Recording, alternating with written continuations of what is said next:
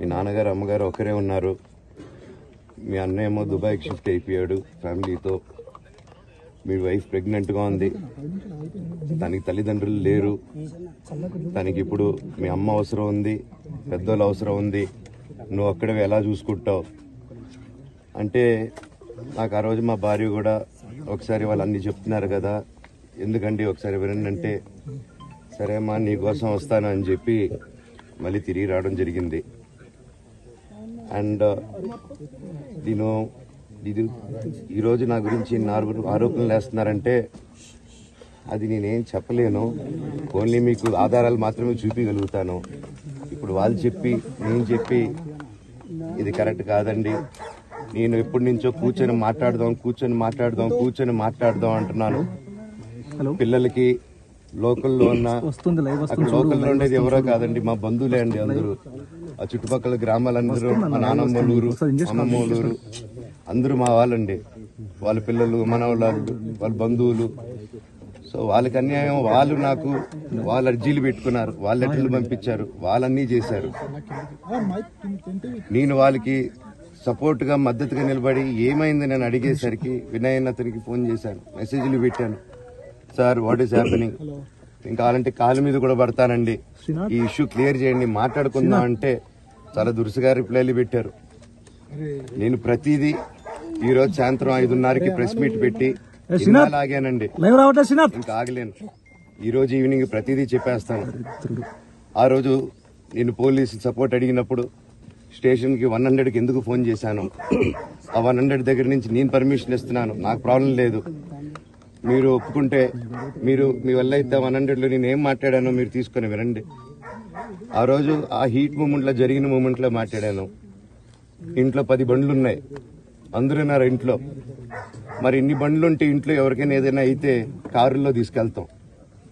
ఆ రోజు 108 అంబులెన్స్ వచ్చింది మా ఇంటికి. ఈ విషయం ఎవరికైనా తెలుసా?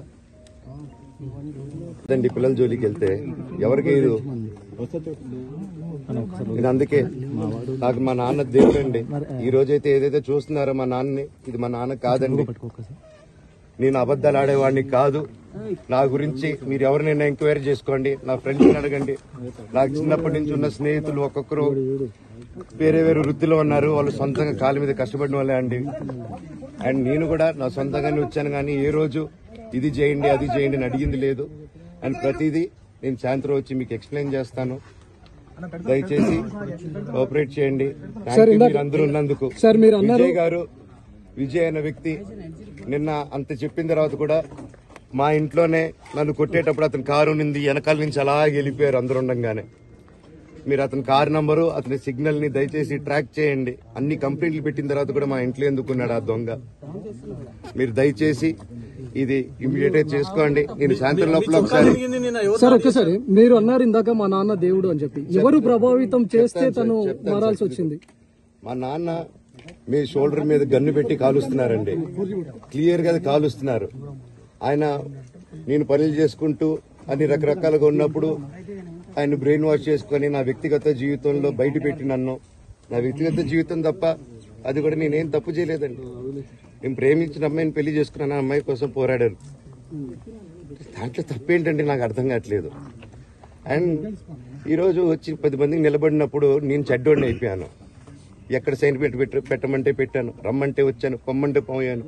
ఎన్ని సినిమాలు చేయమంటే అన్ని సినిమాలు చేశాను, అన్న కంపెనీల్లో పనిచేశాను, సాంగులు చేశాను, వాళ్ళకి రికార్డింగ్లు చేశాను, ఫైట్ డైరెక్షన్లు చేశాను. ఎంతో గొడ్డులా కష్టపడాను, మనసు పూర్తిగా సంతోషంగా చేశాను. నాకు ₹1 అడిగింది లేదు, ఆశించింది లేదు. నేను దానికోసం నాకు కావాలి, నేను పనిచేసిన దానికి కూడా నేను అడగట్లేదు. ఒకటే అడుగుతున్నాను, మీకు నిజం తెలియాలి. అందుకోసమే ఏంట్రా వీడు అన్ని బయట పెడుతున్నాడు అనుకోవచ్చు, కానీ ఈరోజు నాకు భార్య పిల్లలు ఉన్నారండి. ఈ రోజు నేను నిలబడకపోతే రేపు నా కొడుకు పెద్దోడైన తర్వాత, కూతురు నేను పెద్ద అయిన తర్వాత వాళ్ళకి నేను సమాధానం చెప్పుకోలేను. నేను దొంగతనం చేసి వేరే వాళ్ళు కడుపులు కొట్టి నా పిల్లల మొహం నేను చూడలేను, ఆ కూడు నా పిల్లలకి పెట్టలేను. మా నాన్న నన్ను అలా పెంచలేదు, మా అమ్మ నన్ను అలా పెంచలేదు. మధ్యలో మా అమ్మ నలిగిపోతుంది. మా అమ్మని హాస్పిటల్లో అడ్మిట్ అయ్యారని చెప్పి నేను అబద్దాలు ఆడారు. హాస్పిటల్కి వెళ్ళి చెక్ చేయించుకుంది అమ్మ.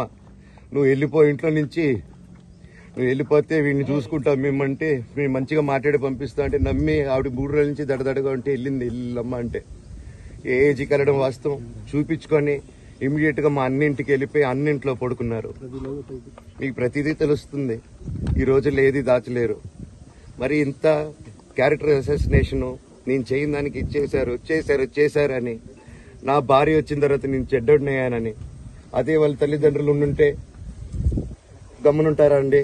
ఈరోజు నేను గమ్మునుంటే ఎలా అండి? తనకి తల్లి అయినా తండ్రి అయినా అన్ని నేనే అండి. ఈరోజు తను వాళ్ళ ఇంట్లో ఆధారపడదు, నేను మా ఇంట్లో ఆధారపడను. నేను నా సినిమాలు చేసుకుంటున్నాను. తను సొంతంగా ఒక టాయ్ కంపెనీ పెట్టుకుంది.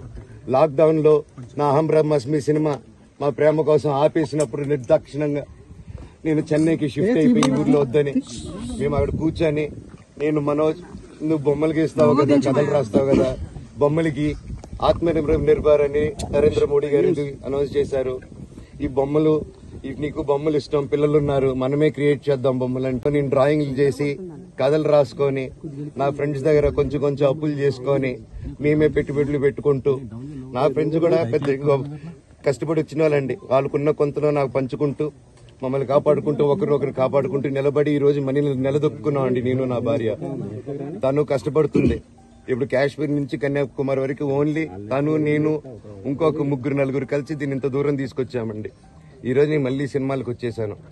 అందుకే ఈ రోజు నేను నిలబడపోతే ఇది నా పిల్లలకి చెప్పేది కరెక్ట్ కాదు, ఎవరికి కరెక్ట్ కాదు. ఇన్నాళ్ళు గమ్మునున్నాను ఓకే, కానీ వాళ్ళ నాన్న ఆస్తుల కోసం కొట్లాడుతున్నాడా, మంచి కోసం నిలబడుతున్నాడా అనేది ఈ రోజు మీకు సాయంత్రం వచ్చిన ప్రూఫ్స్ అన్ని వదులుతాను. కాల్చే వినయ్కి మా అన్నకి సాయంత్రం సార్ ఎవరు ప్రభావితం చేస్తే అలా మారుతున్నారు సార్ మోహన్ బాబు గారు? ఎవరు ప్రభావితం సార్? ఇప్పుడు సిపి ఆఫీస్కి వెళ్తున్నారా? సిపి ఆఫీస్కి వెళ్తున్నారా? సార్ సిపి ఆఫీస్కి వెళ్తున్నారా చెప్పండి. అవునండి, నన్ను హాజరుపరచమన్నారు, 10:30 రమ్మన్నారు. మీరందరూ చూశారు. నాకు మొన్న ఫస్ట్ రోజు తగిలి బాగా నొప్పి వచ్చింది, మెడ కాలు. 3 వారాల క్రితం ఫైట్ లో నాకు మజిల్ టైర్ అయింది, గ్రేడ్ 1 టైర్ రైట్ లెగ్ లో. లెఫ్ట్ లెగ్ లో మళ్ళీ దెబ్బలు తగిలాయి మొన్న. సో అందుకే కొంచెం బ్యాలెన్స్ ఇది ఉంది. మందులు హెవీ మెడికేషన్ ఇచ్చారు, హెవీ ప్యాచ్ కూడా వేశారు నాకు. దానివల్లే కొంచెం నడుస్తున్నాను. అండ్ ఇప్పుడు అందుకే రిక్వెస్ట్ చేసుకుని సార్ నాకు కొంచెం టైం ఇవ్వండి, పాప ఉంది, సెటిల్ చేసుకొని నేను వస్తాను సార్, కొంచెం సెట్ చేసుకుని అని పోలీసులు గారికి రిక్వెస్ట్ చేస్తాను. మీ నాన్నగారు నిన్న ఒక ఆడియో రిలీజ్ చేశారు. అందులో చెప్తున్నారు మనోజ్ మద్యానికి బానిస అయ్యారు అని. అంటే ఇదొక కామెంట్ పై ఏమంటారు? మద్యానికి బానిస అయ్యి ఇలా ప్రవర్తిస్తున్నాడు, అందుకే నేను మనోజ్ విషయంలో సీరియస్ గా ఉన్నాను అని చెప్తున్నారు. సార్ మద్యానికి బానిస ఎవరిని కొట్టాను సార్? నా పిల్లల్ని కొట్టానా, నా భార్యను కొట్టానా, మా అమ్మని కొట్టానా, మా నాన్నని కొట్టానా? ఇవన్నీ నేను మద్యానికి బ్యాలెన్స్ అందరినీ కొడుతున్నాను, పొన్నాలు కొడుతుంటే సీసీటీవీలు తెప్పిండి సార్. అది దొంగతనం చేసింది నేను కాదు సార్, అది తెప్పిండి సార్ అంతా. అప్పుడు మాట్లాడదాం సార్ మనోజా ఎవరా అని.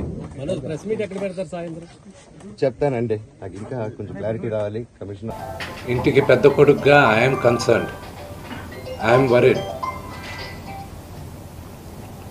నాన్నగారికి నిన్న జరిగిన ఘర్షణలో ఆయనకి కొన్ని గాయాలు తగిలాయి.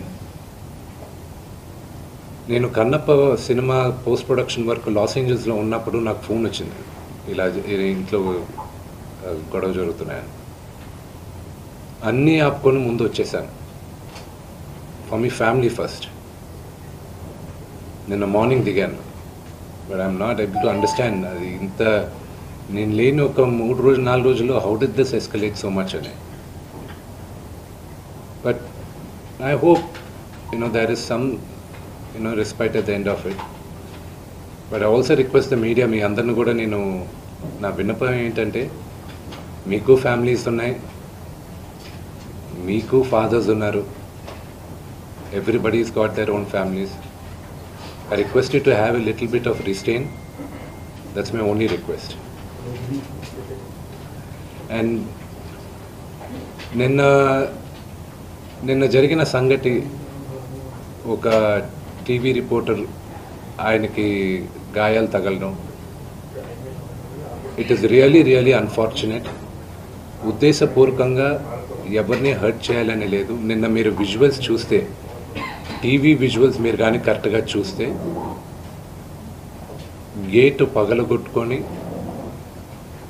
తోసుకొని గేట్ ఎరగొట్టి లోపలికి వచ్చేటప్పటికి ఒక తండ్రిగా ఆయన రియాక్ట్ అయిన విధం చాలా తక్కువని నా భావన. కానీ ఆయన ముందుకొచ్చి మీరు విజువల్స్ కరెక్ట్గా చూసుకున్నారంటే ఆయన మీడియా వాళ్ళకి నమస్కరిస్తూ ముందుకొచ్చారు. ఆయన చేతులు జోడించి నమస్కరిస్తూ ముందుకు వస్తే ఎవరో ఒకరు ముందుకొచ్చారు, ఏదో మొహం మీద పెట్టారు. ఆ హీట్ ఆఫ్ ద మూమెంట్లో జరిగిందే కానీ ఉద్దేశపూర్వకంగా ఒక వ్యక్తిని కొట్టాలని కానీ ఒక వ్యక్తి పైన ఆగ్రహం చూపించాలని కానీ వ్యక్తిగతంగా లేదు. ఆయన గాయపడిన ఆయన వాళ్ళ ఫ్యామిలీతో నేను టచ్లో ఉన్నాను, వాళ్ళ ఫ్యామిలీ మెంబర్తో మాట్లాడాను. వాళ్ళకి చెప్పాల్సింది మేము చెప్పాం. We're in touch with them and it is a really unfortunate incident. I wish this did not happen. ఇది జరుగుండకూడదు. It's really unfortunate. It happen. We all feel sad for it. See, to all the media, to all the respected media people also. ఒక 3 తరాలుగా మీరందరూ నాన్నగారు అంటే ఏంటో తెలుసు మీకు. ప్రాబబ్లీ మీరందరూ 3rd జనరేషన్. ఆయన మీడియాని ఎంత రెస్పెక్ట్ చేస్తారు, మీడియా యాజమాన్యంతో ఎలాగా రిలేషన్షిప్ ఉందో ప్రతి ఒక్కరికి తెలుసు. ప్రతి ఇళ్లల్లోనూ ఇష్యూస్ ఉంటాయి. ఇష్యూస్ రిజాల్వ్ అవుతాయని ఇంట్లో పెద్దలందరూ కోరుకుంటారు.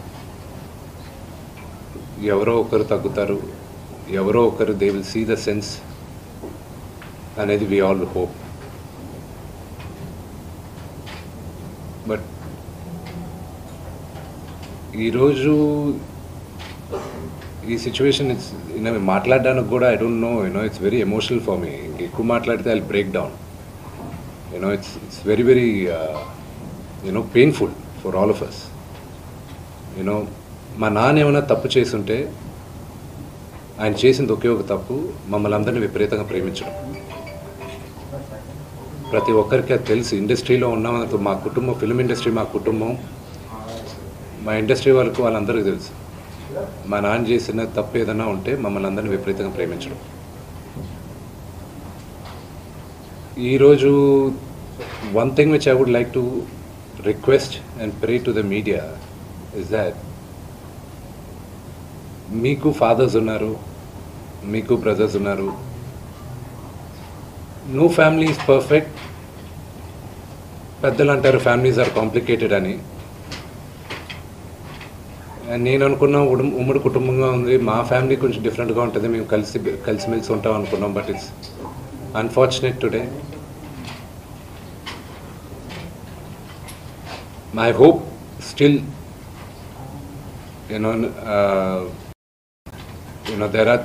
there is light at the end of the tunnel అని నేను హోప్ చేస్తున్నాను. But one thing which I want pray for the media is that మీ ఇళ్లలోగా పక్క ఇళ్లలో అందరి ఇళ్లలోనూ ఇష్యూస్ ఉంటాయి, లేకుండా ఉండవు. But do not sensationalize it.